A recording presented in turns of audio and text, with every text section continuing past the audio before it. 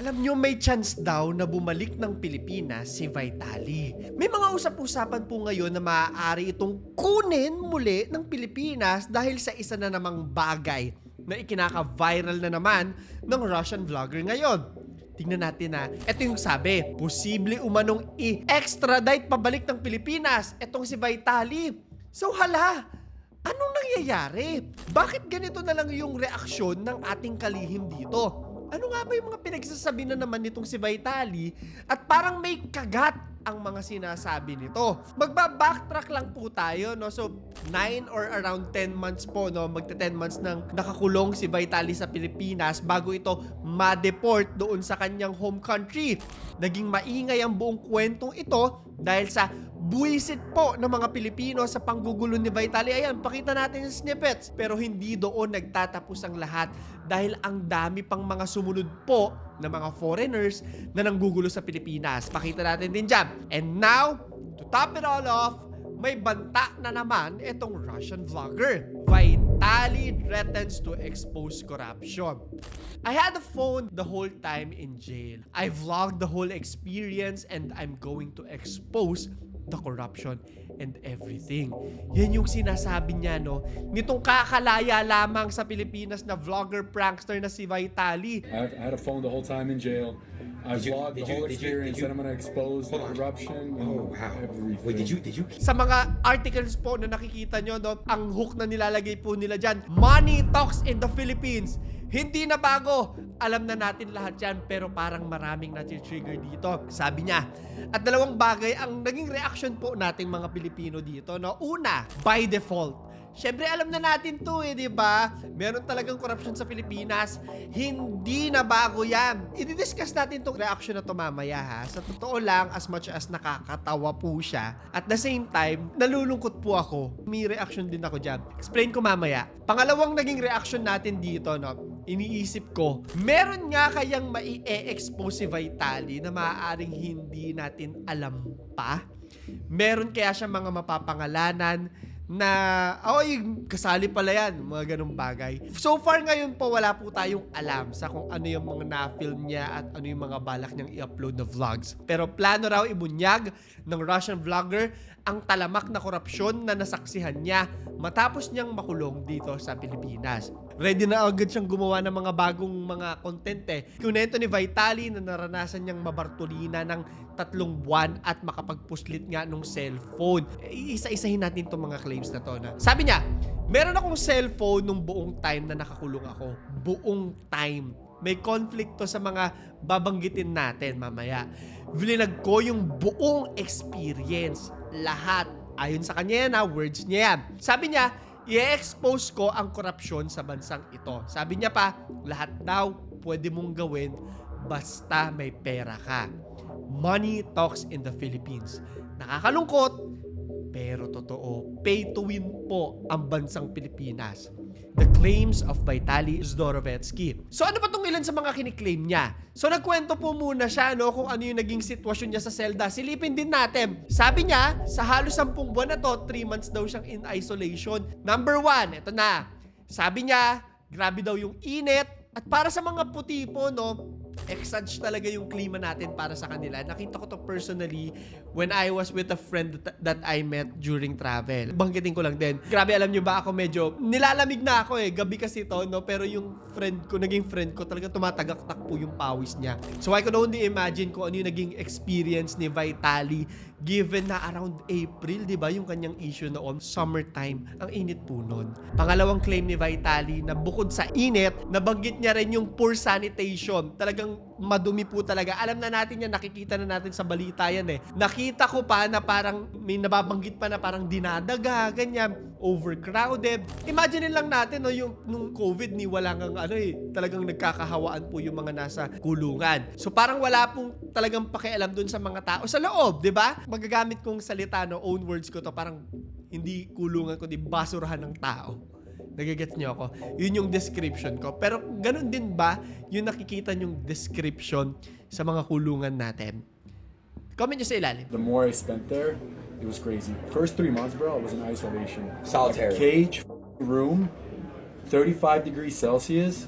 no ventilation, rats, cockroaches. Number 3, sabi niya rin na yung mga basic necessities kagaya daw ng tubig, saka yung mga pang-hygiene, mga sabon, mga toothbrush, nakadepende na raw sa discretion ng mga jail guards. The way I see it, parang siguro pag maayos kayo, no, kung trip ka, bibigyan ka. Pero kung hindi ka trip, walang pakialam sa'yo. Bahala kang magutom dyan, bahala kang mauhaw dyan. And just sweating tits all day. Just shower after shower, buckets. That's all, bro. Been wiping my shit with my hand, no toilet paper. Huh? It's a new thing, bro. I'm gonna save some money on toilet paper now. Number 4, given na nabanggit nga yung tubig, sabi rin ni Vitali na talagang dinideny daw itong mga bagay na ito. Unless magpapakita ka na ng medical distress o parang mamamatay ka na, parang ganon. Sabi niya, one time raw, nagpanggap siya na nahimatay para lang bigyan siya ng assistance. I'm so sorry. So what's 35 Celsius? Chad, you know 35 Celsius, what is that? Like What is 35 Celsius? 95 degrees? every single day. Dry season, baby. A hot Philippine. Bro, I was screaming like this. Can I have some water? My arm out of the cage.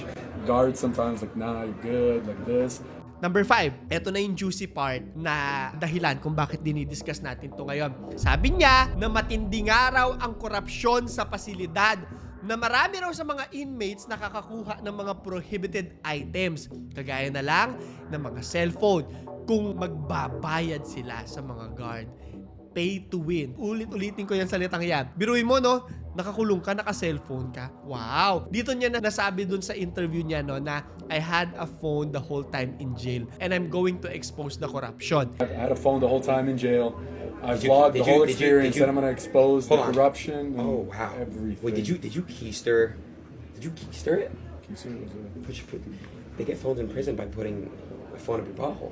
No, not like that. No, was it no? No, just Okay. corruption. But you pay the guard, you're good to go, and yeah. How'd you get a phone? What do you mean, how did I get a phone? I just got a bro. You can't do anything. Money talks in Philippines, but Okay, wait, an iPhone or Samsung?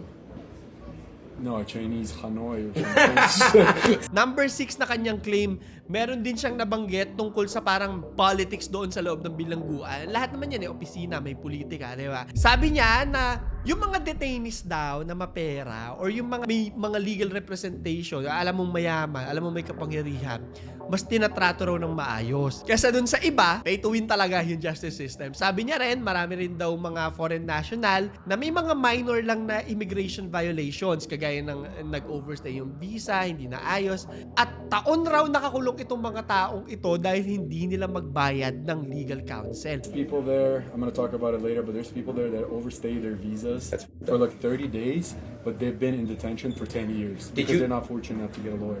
Nakakalungkot po yun, no? Kasi miski tayo po, miski mga kababayan natin, marami rin nagiging mga minor problems sa ibang bansa eh. So imagine mo, no? Kung tayo naging ganon yung experience natin, tapos hindi natin matulungan yung sarili natin. Nakakatakot po talaga siya. Banta ni Vitali. Eto na! Isa pa sa mga sinabi niya po, yung oras na ginugol niya dito sa bilangguan, naging transformative daw ito para sa kanya. Kumbaga nag-level up siya, nag-upgrade siya. Karamihan daw sa oras niya, in-spend niya para mag-reflect sa buhay at magbasa. Sabi niya, dahil daw dito, naging mas disiplinado at mentally stronger siya. I spent 10 months in jail. I am who I am. I read so many books. I got so much smarter. Alam mo, nakikita ko po yung mga interview niya, no? At napapansin ko na parang medyo may pagtataka siya kung bakit siya kinulong. Ang nasa isip niya, naging mabait siya, parang nagdo-donate siya, parang ganun yung ginawa niya daw sa Pilipinas. Ang weird lang. Matatandaan po natin na siyang buwan nga pong nakakulong ang Russian vlogger matapos arestuhin dahil sa kanyang panghaharas at mga prank. Pero sabi niya, wala akong kahit anong pagsisisi na nakulong ako sa Pilipinas. What exactly did you do? I got charged with 3 charges of disturbing the peace. 1 theft for the fan. They charged me with that, walking the fan. What did you do? I took an industrial fan from the restaurant and I walked it 15 feet away from the restaurant. Again, you made a mistake. Look, I'll be real. But bro, they charged me with disturbing the peace. Fine. Ready? It's for each count. It's 30 days, right? Yeah. But guess what? It wasn't enough for them. You know what they hit me after with? What? Cybercrime, because I filmed it 6 months. Well, why did you do that? Be honest, you regret it, right? Absolutely not, because it's an experience. I spent Okay. 10 months in jail. I am who I am. I read so many business books. I got so smarter. But I don't want to talk about what I did in Philippines. Yeah. Not a lot of people know what I did in Philippines before. Have you seen what I did? I was on a world tour helping people. I didn't see that. I only saw the clips where you're people in the kitchen. No, I was gambling. I was giving people money back, losing or winning. I was going through the hood. I was going through like Damn, I didn't see the that part. tribes. I was giving it, but of course, bad always overturns the. Whatever though, the bro. good. Whatever. It's good. Ito ngayon yung next part na gusto kong isipin ninyo ha. Kasi may conflict nga po. Alam na po natin na dahil sa kwentong ito, nagkaroon ng parang, hindi naman purge, no? Pero parang nagkatanggalan ng tao doon sa Bureau of Immigration. Wala akong masyadong idea po dito, no? Kung ano yung nangyari dyan, kung sino sila, or kung ano yung ginawa nila. Pero sabi kasi mismo ng Bureau, matapos ang preliminary investigations, ay napatunayan na meron ngang unauthorized filming doon sa kulungan. So, nakapag-vlog po talaga itong si Vitali. Eto na, yung reaction ng mga tao. And most of us, iisa lang talaga ang sinasabi. Hindi na bago yan! Basahin natin sa comment section ha. Ito sabi, he thinks we don't know. Honestly, ano na natin lahat yan di ba? May corruption po talaga dyan. Hindi lang dyan, sa lahat ng parte ng Pilipinas. And if we think about it, hala ko nga no, yan lang din, napapareflect ako kanina. Oo nga, alam pala natin may korupsyon noon pa. So parang bakit walang kumikilos? Bakit walang nagpapatigil ng korupsyon? Lahat ba ng mga leader natin, parang wala naman talagang pakialam sa atin. Just something to think about, no? Alam natin aware tayo. Ba't walang kumikwestiyon? Ba't walang kumikilos? Ayun lang, akin lang to. Wala po akong pinapanigang kahit sino. Lahat po yan. Kine-question ko silang lahat. Mula sa umpisa hanggang sa kaduluduluhan. May mga nag-comment pa po ng spill the tea, bro. Or corruption is part of the Pinoy culture. The next generations can fix that. Sana. It can be fixed. Honestly, kung ako yung tatanungin, mas okay po sa akin na ilabas niya kung ano man yung mga footages na na-capture niya dyan. That way, makikita talaga natin first hand yung corruption. Kung sakali, baka mabago ang sistema. Hopefully. Baka sakali. Pero ito yung medyo nakakahiyang parte, no? Basahin natin. Sabi niya, there you go. We need more foreign vloggers to show the world what's really happening with the broken system and governance in the Philippines. Pero alam natin, na kung mangyayari yan, may negative effect po ito sa atin. Yung mga expose pa lang po sa flood control. Natatakot na po yung mga foreigners na bisitahin tayo. I think napakababa ng mga tourism natin ngayon at gano'ng mga bagay. Umaalis na rin po yung mga foreign investors. Ganon yung epekto sa atin. So, hindi malabo, no? Makakadagdag to sa kung anumang negatibo na ang tingin sa atin ng mga banyaga. Kaya kinakayan-kayanan din tayo. Which is, nakakalungkot, pero may isang bagay pa po akong ikinakalungkot. Tignan po natin itong mga memes ha. Gamitin natin itong example from Kabalastugan. Ayan, lagi akong tumitingin dyan ng memes din. Sa unang panel nakalagay, Russian vlogger Vitali ibinunyag ang korupsyon sa Pilipinas. Tapos doon sa pangalawang panel, kung makikita natin nakalagay, Ma'am, this is my reaction about the story I read. Tapos makita niyo mukha, pretends to be shocked. Sabi pa sa caption, wow, di pa namin alam yan ha. Doon ako nalulungkot. Kasi parang nagiging normal na siya. I hate Vitali too. Pilipino rin ako Pero magkaibang bagay kasi yung korupsyon ng bansa at yung ginawa niya. Hindi pwedeng isa lang yung kukutyain natin, no, na hinahayaan na lang natin yung korupsyon just because nabubuwisit tayo kay Vitali. Alam niyo na yan. And going back to the comments, nagiging parang sanay na tayo. Alam na namin yan. Okay, alam na natin. Bakit wala tayong ginagawa? Okay, may korupsyon. Go! Proceed. Na para bang proud pa tayo. Nakakalungkot. Ang korupsyon, sa atin talaga yan mawawala po. Tayo. Wag muna tayong tumingin sa iba. Wag muna tayong tumingin sa malalaki. Sa atin muna tayo tumingin. Simula sa simpleng mga bagay na kagaya na lamang po nung hindi pagsali sa mga nangungurakot ng mga donasyon. Ayan, nung COVID, diba? May mga kumukurakot dyan Doble yung kinukuha. Mga ganung simpleng bagay. Ito isang example pa, no, yung gumagamit tayo ng pangalan ng mga may matataas sa posisyon. Kapag kunyari may nakakaaway tayo sa trabaho or pag nasisita ng pulis, ganyan, kilala ko si ganito Yan, corruption din po yan. So I guess itong buong reaction na ito sa issue ni Vitali just mirrors na oo, parte tayong lahat ng problema ng korupsyon. Miski ako. I'm sure may nagagawa din akong corrupt. Nasa ano na kasi natin nasa ugat na natin yan di ba? Yung self-awareness lang siguro na pag na-determine natin, ay, corruption pala itong ginagawa ko, mababago natin. At yun yung gusto kong i-impart sa inyo. Sana nagigets niyo ako. Hindi ako nagduduro ng tao, pero kailangan natin maintindihan na korupsyon yung ginagawa natin. Anyway, sana lang ma-challenge natin yung korupsyon, no? At maging part tayo ng change. Maaaring pabalikin si Vitali Ayan na! Eto na! Mainit-init pa. Remulla responds to Russian vlogger's claim of corruption while detained in PH.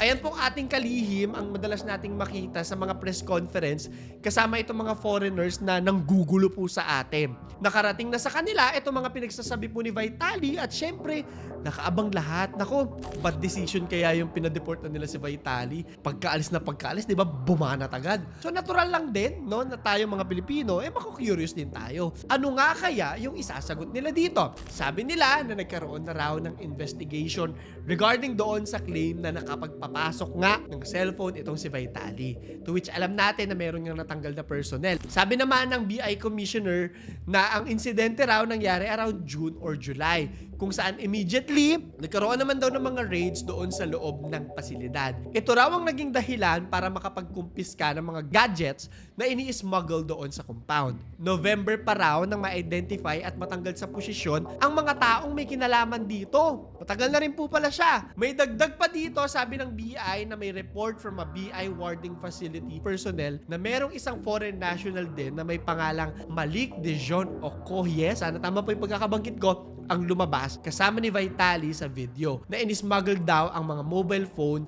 ng nakatago sa supplies na dala ng Pinay na asawa nito. So hindi natin alam, nagsisinungaling lang din ba si Vitaly, diba? Zdorovetsky, who we consider as an undesirable alien, continues to post rage-bait content to generate income from Filipinos online. And clearly, they are pissed about this. Regardless of these posts, he remains permanently barred from returning to the Philippines due to his violations. Ayun. Pero hindi pa dito nagtatapos ang lahat, ha? May warning si DILG Secretary John Vic Remulla. Sabi niya na maaaring humarap sa mga charges at magkaroon ng posibleng extradition. Matapos itong public na pag-claim ni Vitaly na may binayaran daw siya mga guards habang detained siya sa Pilipinas. Yari po siya kung sakali. Assure ako, nanggagalaiti po sa galit sa kanya yung ating kalihim ngayon. No? So kung mapapabalik siya, naku, huwag ka na mag-expect na makakaalis ka. Banggitin lang din natin yung extradition, ha. Parang ito yung pag-surrender ng isang estado sa isa pang estado ng suspect o kriminal. Babalik, lilipat. Hindi ko na alam kung paano po tumatakbo yan. Hindi po ako lawyer, ha.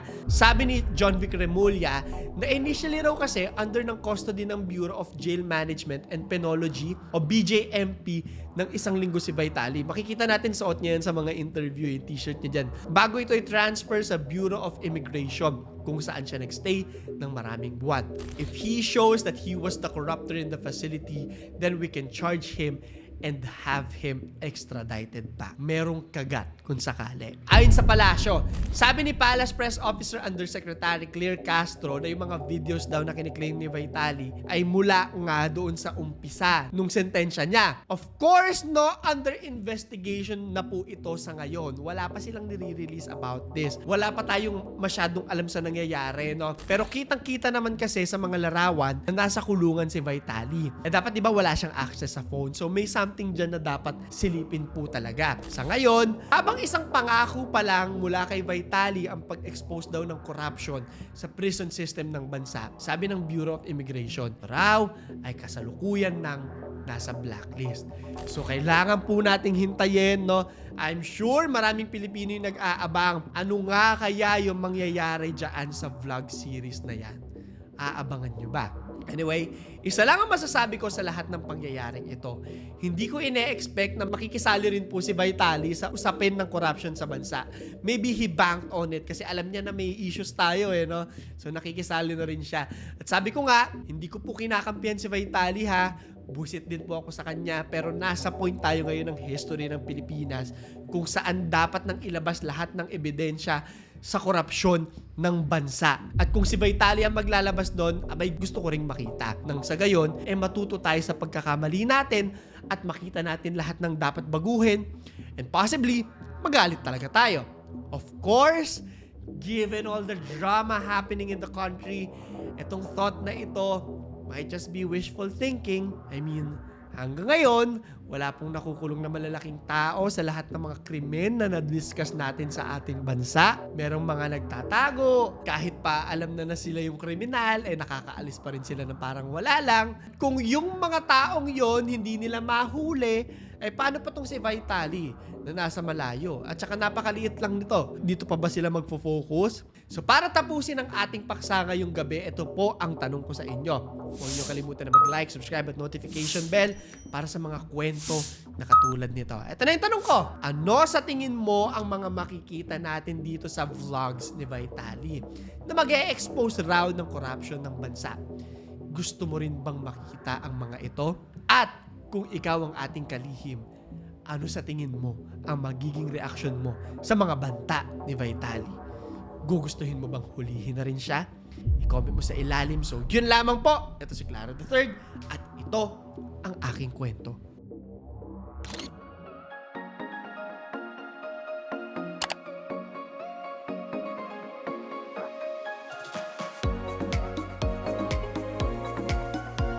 Ito na first time yung tatawid ng pedestrian ng Vietnam.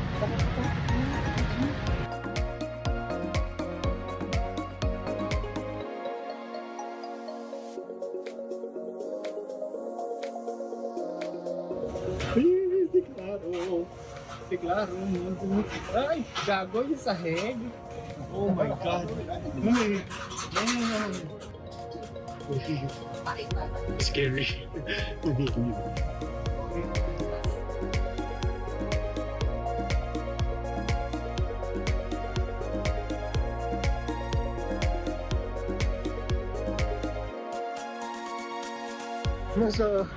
Nasa loob ako namimili ako ng ano. Namimili ako ng damit. Hala, ayaw nila ako po alisin. Kinakabahan ako. Hindi ko nag-vlog pero nag-check lang ako ng damit. Tapos sabi ko mag-check muna ako pagka ganun ko. Ano, parang galit sila. Nakakatakot. Pinakita ako tumatawid. Ito na. Alam dami tao. Siyempre yung papanik ako. Ito na yung first tawid ko sa Vietnam. Gago, nakakatakot. Ay, scary. Yeah, for a